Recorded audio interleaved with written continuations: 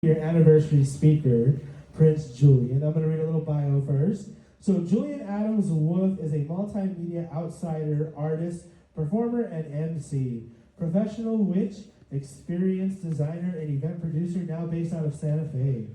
A consent culture activist since the turn of the century, sacred play is always on their mind.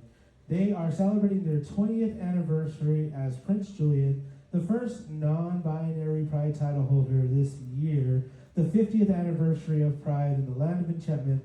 Follow their adventures on social media and via their website, JulianAddamsWolf.com. All right, let's go ahead and bring out Prince Julian.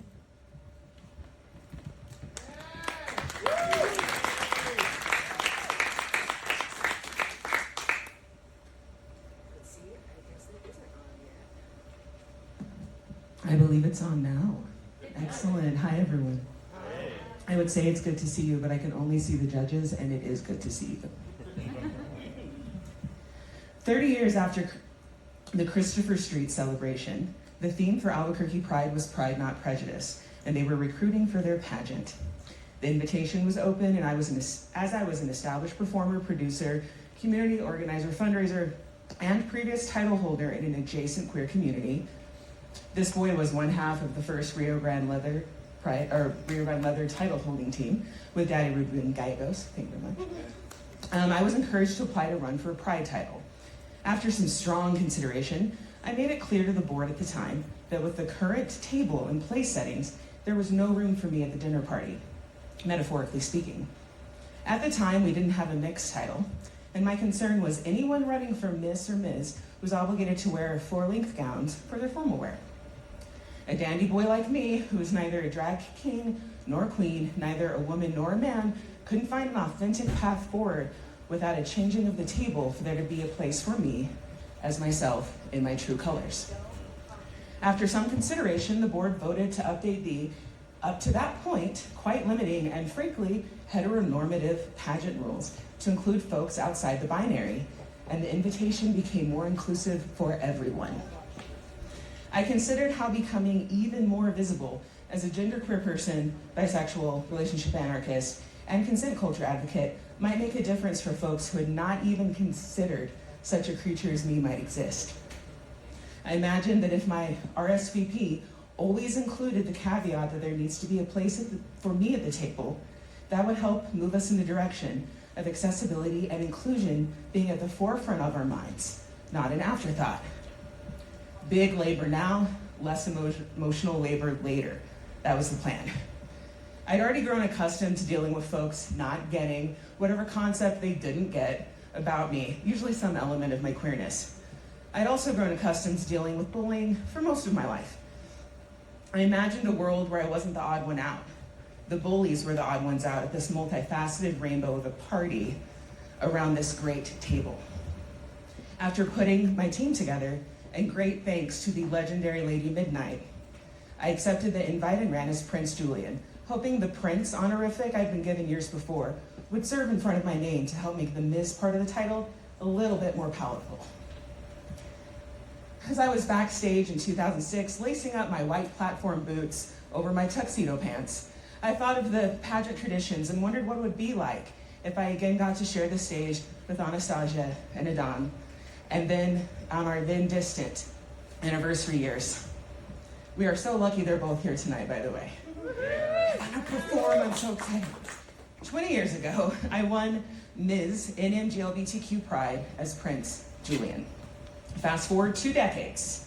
I've been exclusively using my correct pronouns for well over a dozen years, settled on the same hair color for over a decade, and I traveled down from my home in Santa Fe with my dazzling partner and co-founder of the award-winning House of Zebra Jasper to keep that commitment, not just to the young prince from '06, but also the community that continues to evolve and grow.